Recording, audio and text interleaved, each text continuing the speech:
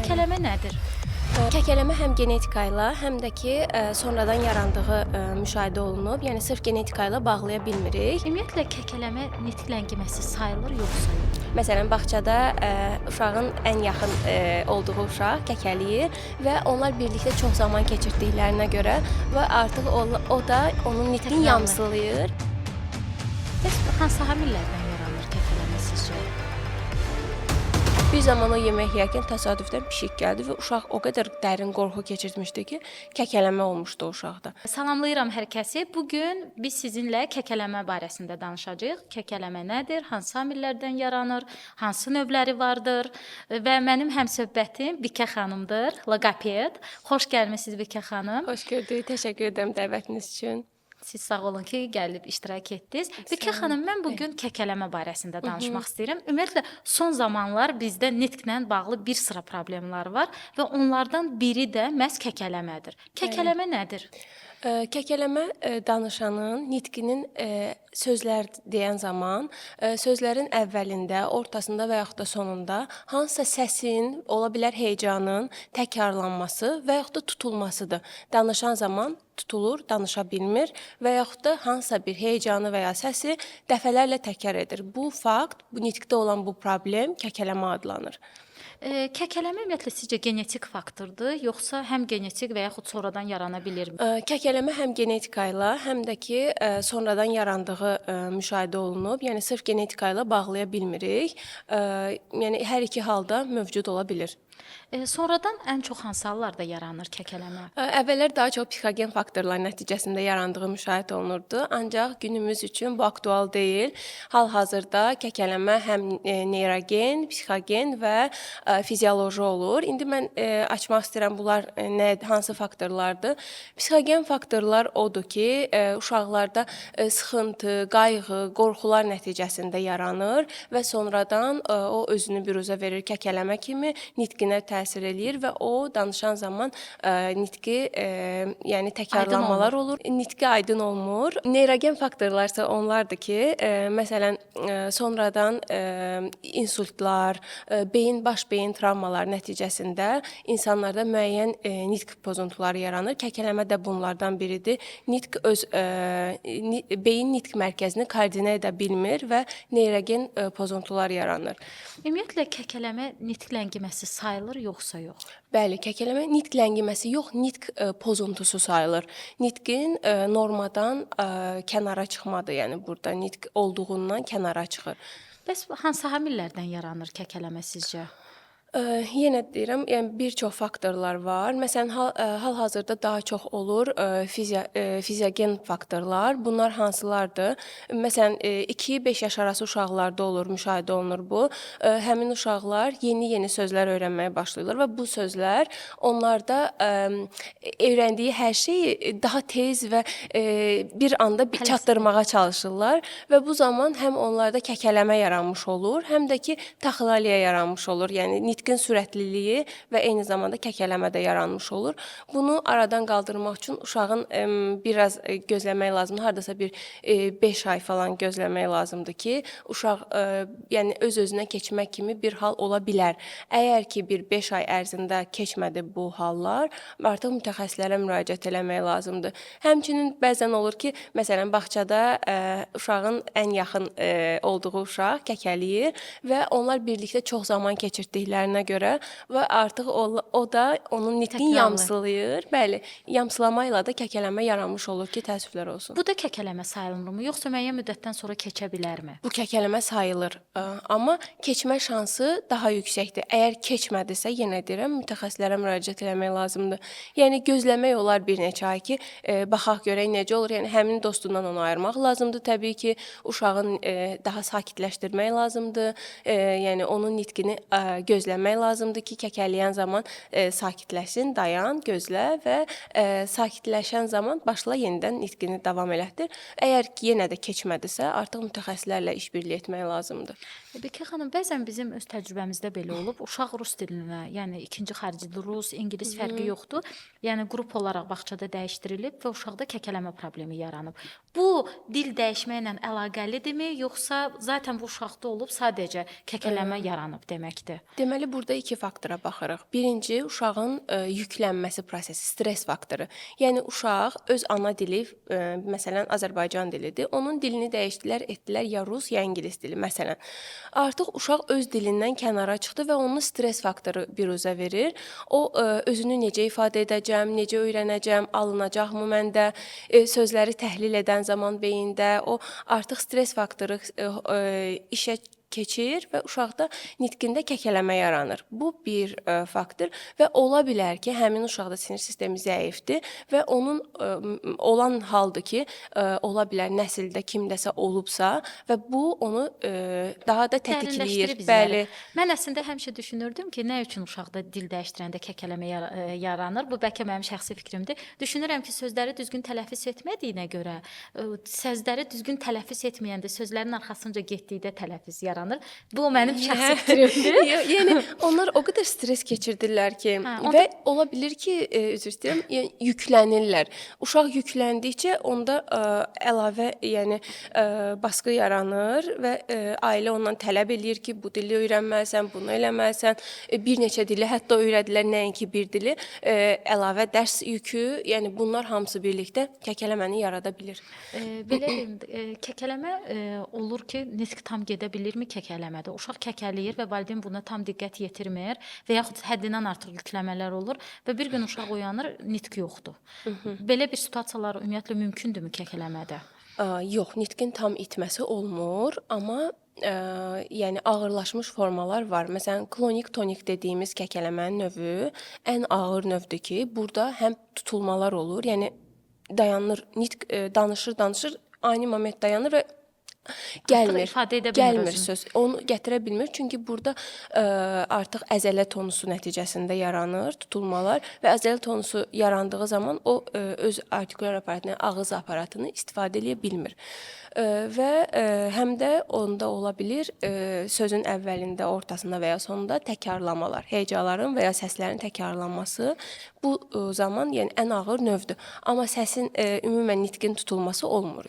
Bəs kəkələmə varsa biz nə etməliyik və nə vaxt həyəcan təbili çalmalıyıq? Bəzən biz bu sözü çox eşitmişik. Atası da belə idi, dayısı da belə idi, əmisində də var idi.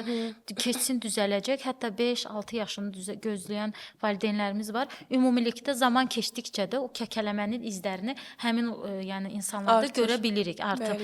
Tam keçsə də zamanla geri qayıda bilir. Ümumiyyətlə tam kəkələmənin qarşısını ala bilirikmi? Erkən müdaxilə hər zaman deyirik, həyat qurtarır. Bu kəkələmədə də belədir. Məsələn, ilkin rüşeymlərini gördüyümüz zaman kəkələmənin artıq biz müraciət eləməliyik nervpatoloqlara. O zaman onlarla biz işbirliyi eləməliyik valideynlər. Yəni nervpatoloqlarla dərman müalicəsi almalıdır uşaq. Onlar onları yönləndirməlidir. Hansı tədbirlər görülməlidir. Daha sonra isə psixoloqlar və loqopedlərlə işlənməlidir. Kompleks şəkildə, bəli. Yəni tək əgər loqoped işləyirsə, nəticədən söhbət gedə bilmir. Xeyr. Çünki əgər bu bir uşağın sinir sistemi sakit deyilsə, onun kəkələməsi dayana bilməz. Biz hər zaman deyirik, həmin uşaqlar relaks olmalıdır, rahat olmalıdırlar, tam sakit bir həyat yaşamalıdırlar. Stres, qorxu, həyəcan olmamalıdır onların həyatında, yüklənməməlidirlər, rahat olmalıdırlar və bu rahatlıq nəticəsində kəkələmə sakitləşir və loqoped orada müdaxilə edir. Psixoloqların müdaxiləsi isə onun kəkələmənin kökünə enmək və onun psixoloji tərəflərini də uşağı rahatlatmaq yenə də, yəni o psixoloji faktorları aradan qaldırmaqdır. Ata-ana münasibətinin düzgün qurulmaması, ailə modelinin düzgün olmaması uşağının kəkələməsini gətirib çıxara bilirmi? Yəni uşaq psixoloji bir sarsıntı keçirir, ailədə ana faktoru yoxdur, ata ailəni idarə eləyir və uşağa bu çox pis təsir edir. Ümumiyyətlə son zamanlarda mən bunu həmişə qeyd eləyirəm. Bəlkə də kiməsə xoş getməyə bilər. Ailə modellərinin düzgün olmaması hamı sayğırırıq. Bəlkə hər çıxışımda bunu deyirəm. Günahkarları axtarırıq. Günahkar kimdir? İstəyir məktəblər olsun, istəyir məktəbə qədər təhsil müəssisələri olsun. Uşaqlar emosional olaraq sakit deyillər. Bəli. Yəni bunu o qədər vəziyyət kritikdir ki, gözlə görə bilərik belə. Bəli.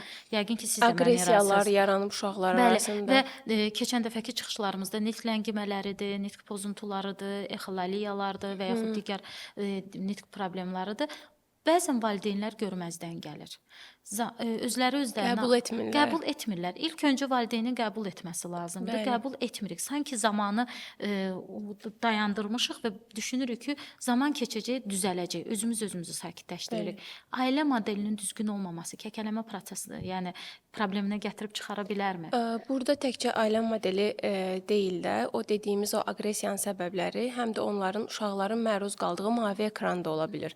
Yəni onlar o qədər fərqli cizgi filmlər adı altında videolar izləyirlər ki, robotlaşmış, insan faktorundan kənar olan videolar izləyirlər və onlar onun psixoloji olaraq təsiri altına alır və onlar zombiləşmiş şəkildə öz hisslərini oradakı robotik şəkildə biruzə verirlər.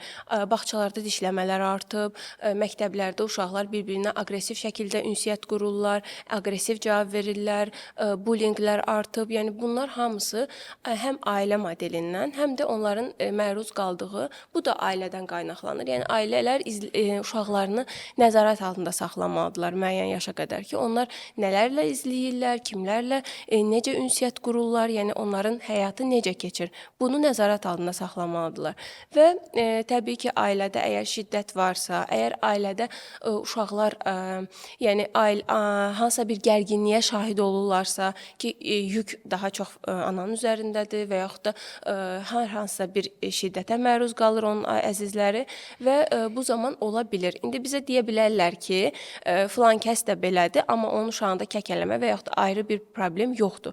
Biz burada, yəni sırf hansısa bir bütün uşaqlara şamil eləmirik. Təbii ki, onun da yan faktorlarını görəcək uşaqlar, amma əsasən sinir sistemi zəif olan uşaqlarda bu hallar daha çox müşahidə olunur ki, onlar bunu qəbul edə bilmir, sinir sistemi yəni bu yükün altına girə bilmir və bu hallar ya psixoloji cəhətdən, ya nitq cəhətdən özünü göstərir, amma illaki də göstərir, yəni bunu görmək olur. Düşünürəm ki, psixoloji cəhətdən zəif olan uşaq o çətinlikləri qaldıra bilmir və kəkələmə və digər siz demişkən tək burada kəkələmə problemi deyil, digər problemlər də yəni də özünü göstərir. Bəs qorxudan, məsələn, bəzən deyirlər ki, bu uşaqda kəkələmə problemi yox idi, çox üzr istəyirəm, iç cumdu üstünə və yaxud da ki, hər hansı bir qorxunu yaşadı, kəkələmə yarandı. Bu mümkündürmü? Yoxsa sizin dediyiniz kimi bu uşaqda sadəcə sinirdə problemlər var idi, it üstünə cummağı və yaxud hər hansı bir qorxunu keçirməyə sadəcə bəhanə idi? Əslində bəhanə deyildi, tətikləyici səbəbdir. Yəni onu təşviq edən, kəkələməyə təşviq edən səbəbdir. Yəni bunun dərin izlər var idi, sadəcə var idi, bu da onu tətiklədi və onu gətirib çıxartdı. Və məsələn mənim bir pasiyentim var idi, uşaq kəkələyirdi, valideyn müraciət edərkən dedi ki, biz həmişə ona yemək yeyəndə dedi, yeməyini yeyib pişik gəlib yoxsa yeyəcək, yeməyini yeyib pişik gələcək. Bir zaman o yemək yeyərkən təsadüfdən pişik gəldi və uşaq o qədər dərin qorxu keçirmişdi ki, kəkələmə olmuşdu o uşaqda. Yəni bu hallar da olur. Və bu kəkələməni sizcə, yəni digər psixoloji faktorlardan yaranan kəkələmə dərin izlər buraxır, yoxsa qorxu ilə yaranan kəkələməni o tetikləyir, siz deyirsiniz. Onu təlafi etməyə, onu yəni düzəltməyə, korreksiya etmək daha rahatdır sizcə?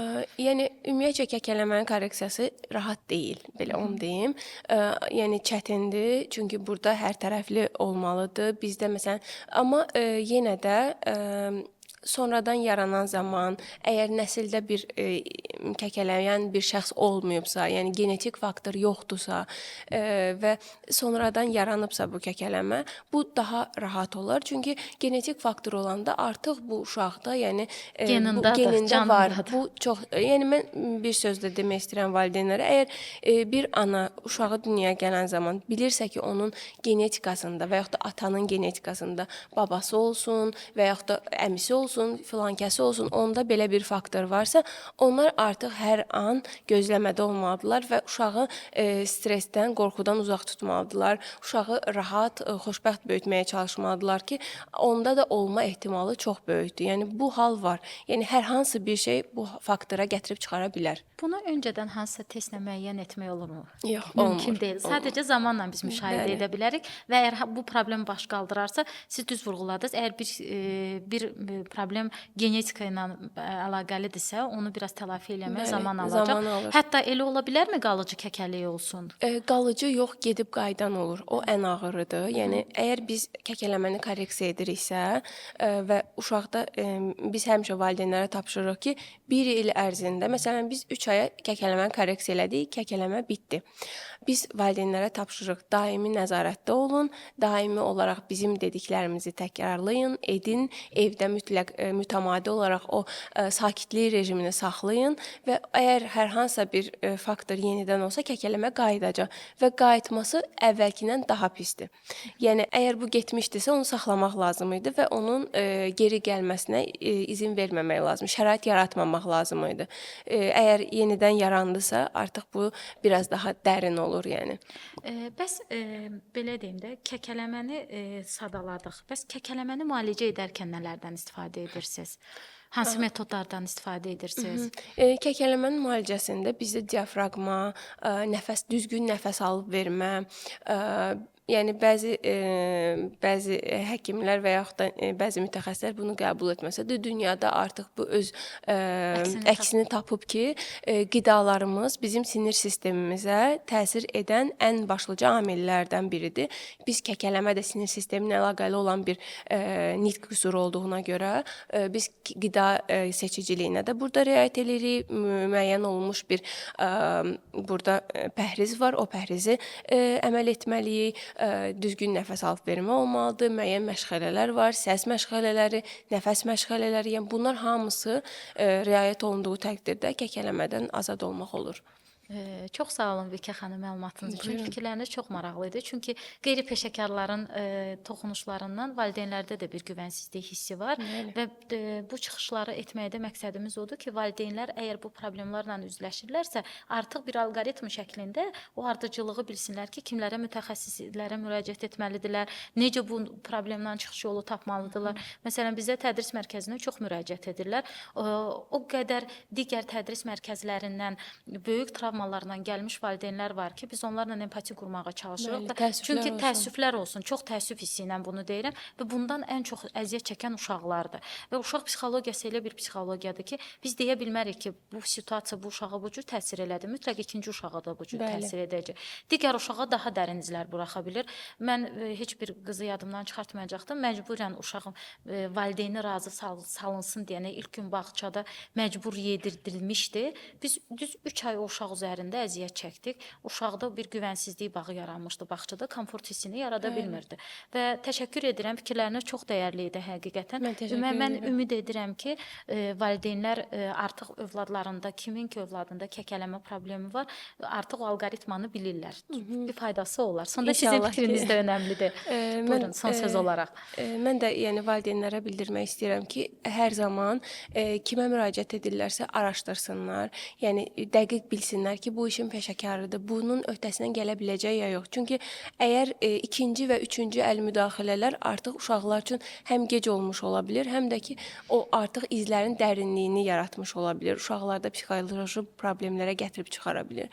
Yəni belə və erkən müdaxilə hər zaman daha yaxşıdır. Təşəkkür edirəm. Mən təşəkkür edirəm. Buyurun.